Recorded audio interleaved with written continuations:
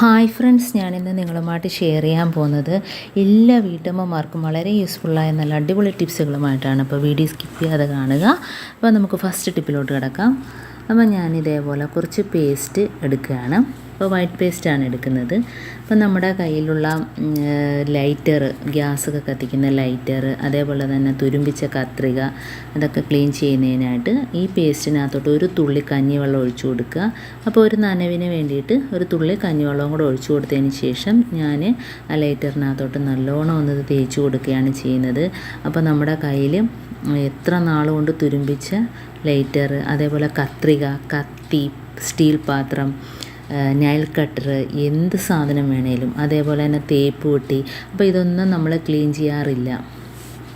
നമ്മളിതെല്ലാം ഉപയോഗിച്ചിട്ട് സ്ഥിരം ഉപയോഗിക്കുന്ന സാധനങ്ങളാണ്. ലൈറ്റർ ആണെങ്കിലും, അതേപോലെ മീൻ കട്ട് ചെയ്യുന്ന കത്രിക, അതേപോലെ തന്നെ തേപ്പ് പെട്ടി, അയൺ ചെയ്യുന്ന, അപ്പം ഇതെല്ലാം നമ്മൾ ഇടയ്ക്ക് ഇതേപോലെ ഒന്ന് ക്ലീൻ ചെയ്ത് കൊടുത്താൽ നല്ല രീതിയിൽ അതിൻ്റെ ആ കറയും തുരുമ്പും എല്ലാം മാറിയിട്ട് പുതിയതുപോലെ ആയി കിട്ടും. അപ്പോൾ ഇതേപോലെ താണ്ടെ എല്ലാ ഭാഗത്തോട്ടും ഒന്ന് ആക്കി കൊടുത്തതിന് ശേഷം ബ്രഷ് വെച്ചൊന്ന് തേച്ച് കൊടുത്താൽ മതി.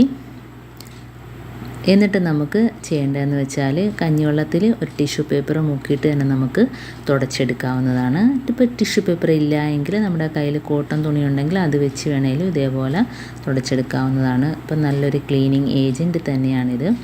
അപ്പം അതിനകത്തുള്ള ആ മഞ്ഞക്കറകളെല്ലാം മാറിക്കിട്ടും. കാരണം നമ്മളിത് സ്ഥിരം ഉപയോഗിച്ചിട്ട് മാറ്റിയിടുകയാണ് ചെയ്യുന്നത്. അപ്പോൾ എപ്പോഴും അത് ക്ലീൻ ചെയ്യാറില്ല. അപ്പോൾ ഇടയ്ക്ക് ഇതേപോലെ ഒന്ന് ചെയ്ത് കൊടുത്താൽ കുറേ നാളത്തേക്ക് പുതിയതുപോലെ തന്നെ ഇരിക്കുകയും ചെയ്യും.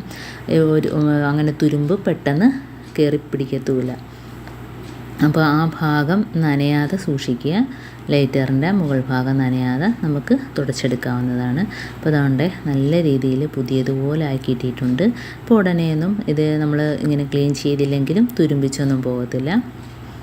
അപ്പോൾ ഇതേപോലെ തന്നെ നൈൽ കട്ടർ, തേപ്പ് പെട്ടി, കത്തി, അതേപോലെ തന്നെ കത്രിക, പിന്നെ നമ്മുടെ കയ്യിൽ സ്റ്റീൽ പാത്രമൊക്കെ ഉപയോഗിച്ചിട്ട് നമ്മൾ മാറ്റിയിടുന്നത് തുരുമ്പിച്ചിരിക്കും. അപ്പോൾ ആ ഭാഗത്തെല്ലാം ഇതേപോലെ ഈ ഒരു സൊല്യൂഷൻ ഉപയോഗിച്ചിട്ട് ഒന്ന് തേച്ച് കൊടുത്താൽ നല്ല രീതിയിൽ ക്ലീനായിട്ട് കിട്ടും.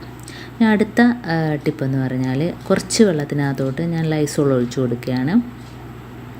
എന്നിട്ട് നമ്മുടെ സിങ്കിനകത്ത് ഒഴിച്ചു കൊടുക്കുകയാണെങ്കിൽ അതിനകത്തുള്ള ബാഡ് സ്മെൽ ഒഴിവായി കിട്ടും. അതേപോലെ നമ്മൾ കിടന്നതിന് ശേഷം, രാത്രി കിടന്നതിന് ലൈറ്റൊക്കെ അണച്ചതിന് ശേഷമാണല്ലോ അതിനകത്തുനിന്ന് വരുന്ന ആ ചെറിയ പാറ്റ, അതേപോലെ ഉറുമ്പ്, അങ്ങനെയൊക്കെയുള്ള ശല്യങ്ങൾ ഒഴിവായി കിട്ടും ഇതൊഴിച്ചാൽ.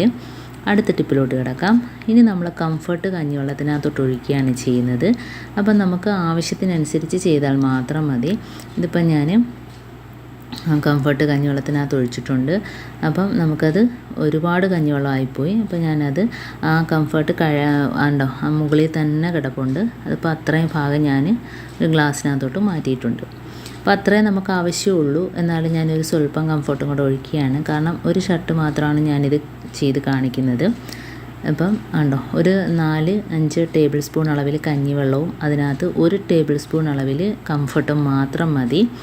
എന്നിട്ട് നമുക്കൊരു സ്പ്രേ ബോട്ടിലിനകത്തോട്ട് ഒഴിച്ചു കൊടുക്കാം. അപ്പം നമ്മുടെ കയ്യിൽ സ്പ്രേ ബോട്ടിൽ ഉണ്ടെങ്കിൽ അത് തന്നെ എടുക്കുന്നതായിരിക്കും നല്ലത്.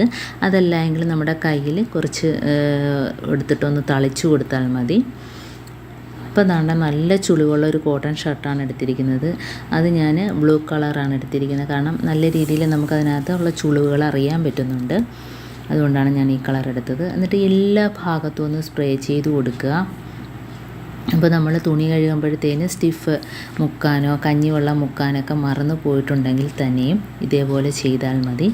നമ്മൾ കഴുകിയതിന് ശേഷം നമ്മൾ ഇതേപോലെ ഒന്ന് സ്പ്രേ ചെയ്ത് കൊടുക്കുക. എന്നിട്ട് കൈ വെച്ച് തന്നെ തേച്ചപ്പോൾ തന്നെ നല്ല രീതിയിൽ നമ്മൾ അയൺ ചെയ്ത കണക്ക് തന്നെ നമ്മുടെ കൈ വെച്ച് തന്നെ തേച്ചെടുക്കാവുന്നതാണ്. കണ്ടോ, ചുളിവുകളെല്ലാം മാറിക്കിട്ടുന്നുണ്ട്. ലൈവായിട്ട് ഞാൻ കാണിക്കുകയാണ്.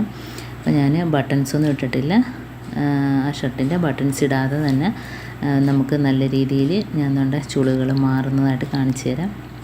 ഉണ്ടോ, അപ്പം നല്ല തേച്ചതുപോലെ ആയിട്ടുണ്ട്. അപ്പം നമ്മൾ കഴുകുമ്പം അത് സ്റ്റിഫോ അതേപോലെ തന്നെ നമ്മൾ കഞ്ഞിവെള്ളം ഒന്നും മുക്കിയിട്ടില്ല.